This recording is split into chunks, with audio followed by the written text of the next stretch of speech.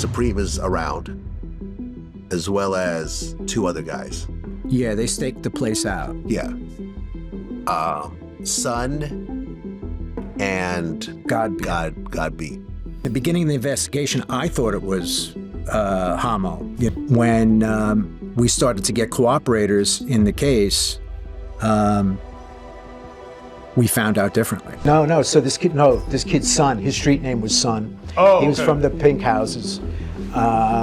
He had no street rep, nothing, and then all of a sudden he's a shooter. Right after the shooting, he becomes Ja Rule's bodyguard. So I guess that was his bump. After he shot him, he started bodyguarding Ja Rule and went with him everywhere. Most of you already know how Supreme McGriff allegedly hired Daryl Homo Baum to off 50 Cent. But here's where things get interesting. A new version of the story has surfaced, introducing a fresh suspect, Robert Son Lyons. So Sun comes up to the car and opens fire. Right.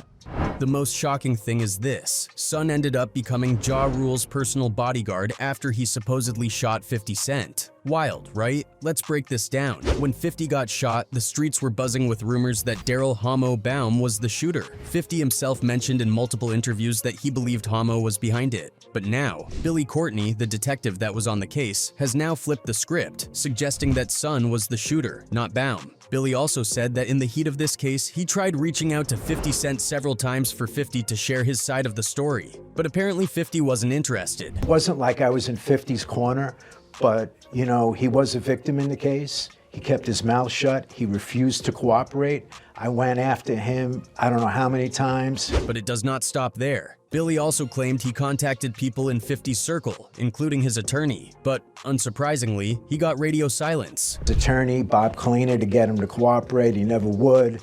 Really? He flat out told me he wouldn't cooperate. So I give him a lot of credit. Many people circled back to that fact that 50 had admitted on several occasions never to snitch, and really has never been caught snitching. I ain't never told on no in my life. In the Prem situation, look at this case. My name ain't in that case. Let Jimmy Hitchman tell you I'm a snitch. Let Prem tell you I'm a snitch. Just say it one time.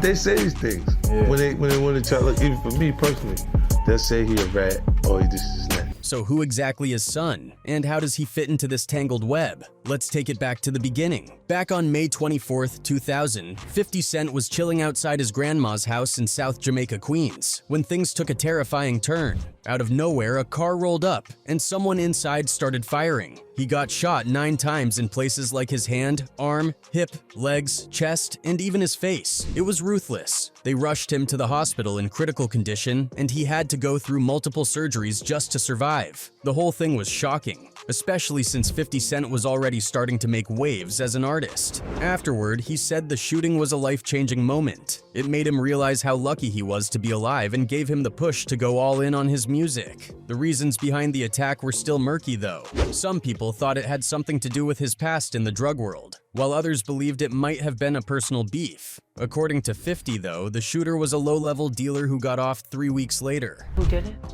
Yeah, I know who did it shortly after. Yeah. Yeah. And they are now where? Oh, the guy who actually shot me is dead. But then, there's more to the story. Court testimonies later pointed to something bigger. A hit ordered by notorious drug kingpin Kenneth Supreme McGriff. John Reagan, who used to be part of McGriff's crew, testified that the hit squad got together after the shooting, thinking 50 was dead. Apparently, McGriff even said, "I got him." Turns out, this all might have been sparked by a song 50 wrote, taking shots at McGriff. To really get why this went down, you've got to rewind to the 1980s when McGriff set up the Supreme team in Queens. They ran the crack game out of the Basley Park projects, pulling in around $200,000 a day at their peak. McGriff was the man in charge until he got locked up in 1987 and sentenced to 12 years in prison. This gang wasn't just big, it was a whole empire. He got out on parole in 1994, but it didn't last long. By the end of the year, he was back in prison. It wasn't until 1997 that he managed to get his record cleared and decided to turn over a new leaf. That's when he got involved with Ja Rule and the Murder Inc. crew.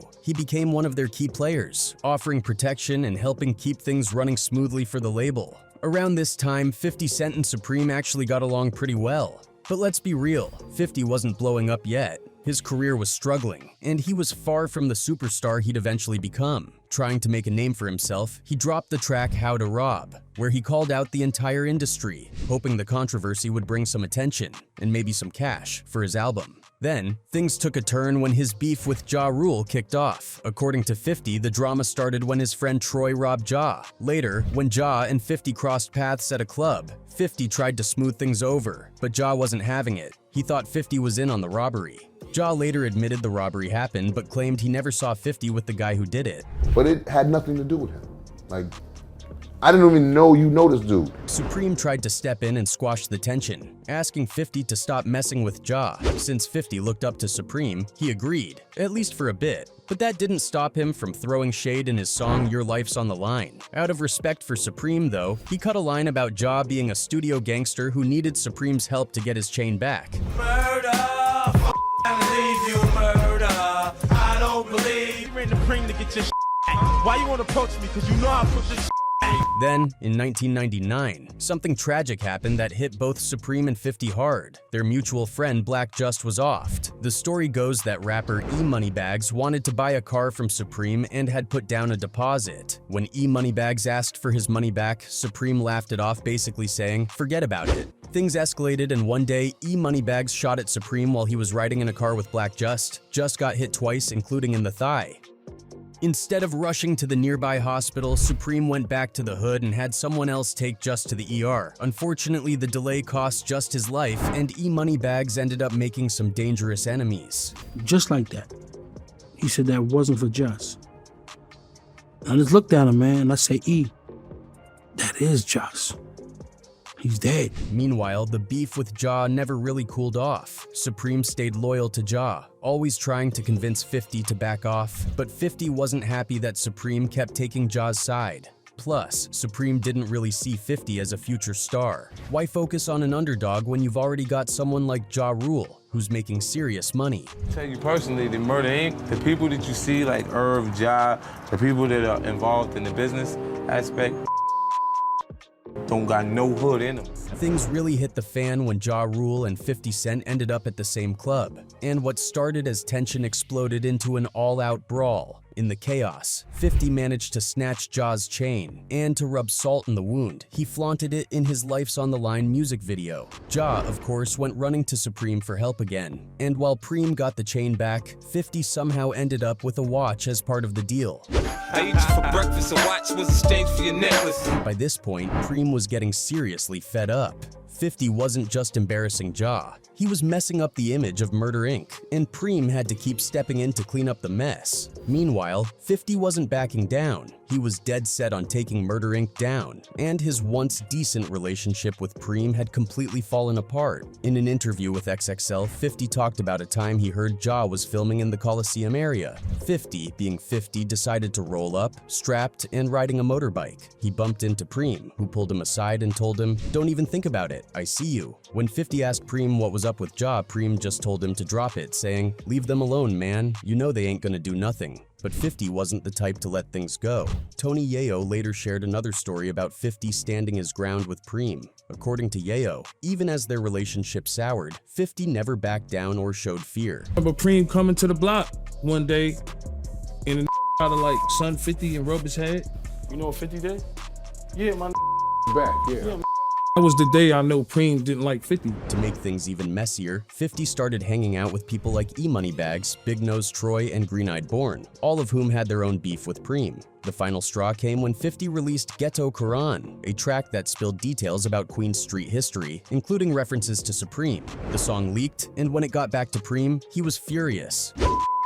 Respect the Preem. Boy, you slow mother, I'ma break it down illa. Supreme was the businessman and Prince was the 50 argued that plenty of other rappers had mentioned Supreme in their music, and Preem never seemed to mind. In fact, he liked the notoriety. But when 50 did it, it was different. Some saw the song as a tribute, but Preem wasn't having it. Around that same time, someone took a shot at Supreme at a gas station, and Preem was convinced 50 was behind it. That's when he reportedly decided to retaliate, putting 50 at the top of his hit list. Allegedly, Preem hired Daryl "Homo" Baum, who used to work as Mike Tyson's bodyguard, to take 50 out for a hefty price. Word going around was that Baum took the deal and went in for 50, but then not many believed that. There were other speculations that it wasn't Baum, but the person who did looked very much like him. Now, this is where things get murky. According to Courtney, Homo wasn't even close to the scene when the hit went down. 50, who was always on edge and watching his back, thought he caught a glimpse of Baum at the time of the attack. Even his friend in the car during this occurrence thought the same. But later, Courtney claimed that he eventually got a good look at Sun and realized why 50 might have been convinced. Sun and Baum looked almost identical, but Sun seemed to fit the details of the shooter much better. There were a lot of stories swirling around back then, but no one really connected 50's shooting to Ja Rule. Still, things got suspicious when the guy Courtney was talking about, Sun, suddenly became Ja Rule's bodyguard just days after the attack. Right after the shooting, he becomes Ja Rule's bodyguard. So I guess that was his bump. You know, after he shot him, he started bodyguarding Ja Rule and went with him everywhere. Something wasn't adding up. That's when Courtney started digging deeper into the whole situation. He even had paparazzi on his payroll feeding him intel about everyone involved. And that's how he found out that Ja had hired Sun to work for him. I used to have paparazzi guys give me photos, and I'd say, don't concentrate on the rapper, concentrate on all the guys around him, photos.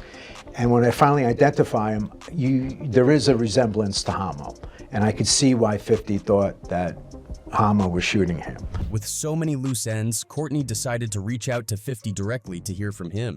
He even tried getting information from 50's crew, but 50 wasn't the type to spill the tea, so he moved on. Moreover, just 3 weeks after the shooting, Homo was emdered, which kind of took the heat off 50 in the whole situation, more like Baum's death squared it off. At the time of his death, Homo was part of the Peanut crew, run by Ivory Peanut Davis and James J.R. Hamilton. This crew had been in the middle of a turf war that kicked off in 1999 after Myron Wise Hardy from the rival Cash Money Brothers CMB crew was offed in the Lafayette Gardens housing project.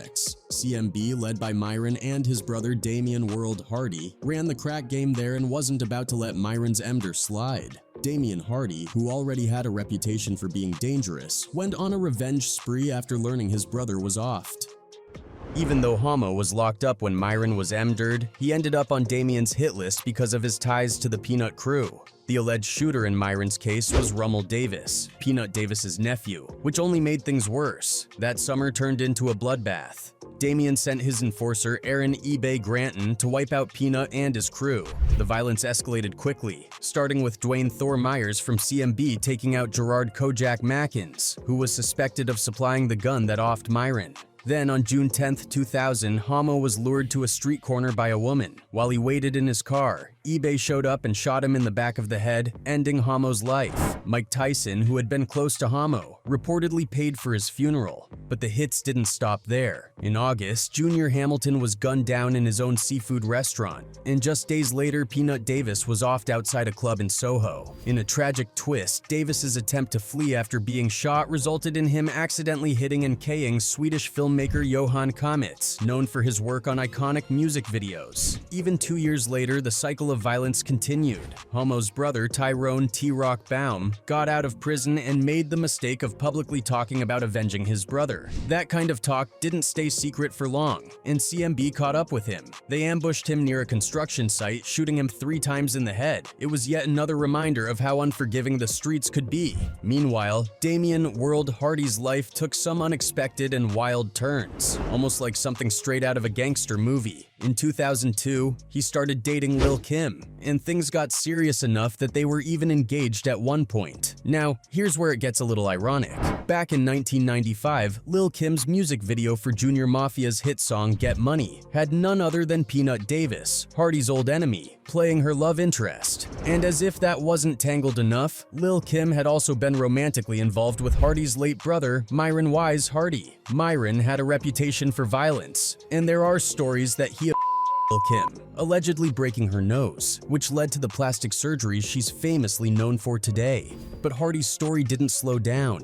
It got even messier. In September 2003, he ended up in a full-on shootout with 50 Cent's security team outside a Doubletree hotel in New Jersey. This whole thing reportedly started earlier that year when Hardy confronted 50 over a diss directed at Lil Kim during a Hot 97 interview. It was yet another chapter in the endless web of beefs and violence that seemed to follow every everyone involved. Then came April 2005, and things hit another level of chaos. The Daily News reported that Hardy had allegedly put a $50,000 bounty on Mike Tyson's head, believing Tyson was somehow involved in Hamo's murder. According to reports, members of Hardy's CMB crew even tracked Tyson to a Range Rover in Crown Heights, Brooklyn, ready to strike. But the hit never happened. Tyson, like them, was Muslim, and that apparently was enough to stop them in their tracks. Tyson was never charged in connection to any of this, but the plot itself just shows how deep and personal the vendettas were. As for Hardy, his time on the streets eventually ran out. In 2015, he was found guilty of ordering 6 MDers and was sentenced to life without parole. His right-hand man, Aaron eBay Granton, wasn't spared either. He received 6 life sentences for his role in the bloodshed. When you step back and look at it, the chaos that unraveled after 50 Cent's shooting feels like an unstoppable chain reaction.